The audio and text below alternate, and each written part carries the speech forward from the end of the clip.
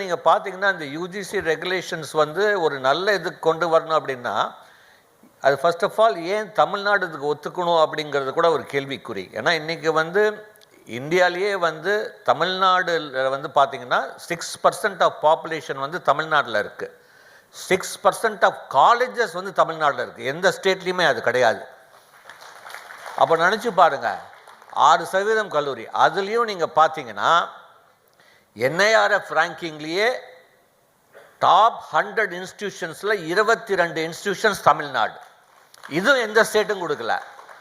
அடுத்தது enrolment, higher education என்ரோல்மெண்ட்டில் we are the top. Literacy ரேஷியோலையும் டாப்பில் இருக்கோம்.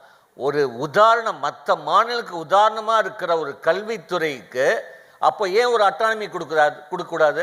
யூஜிசி வந்து ஒரு காலேஜ் நல்ல விதமாக செயல்பட்டால் அவங்களுக்கு அட்டானமஸ் கொடுக்குறோம். இப்போ நான் என்ன சொல்கிறேன், தமிழ்நாடு வந்து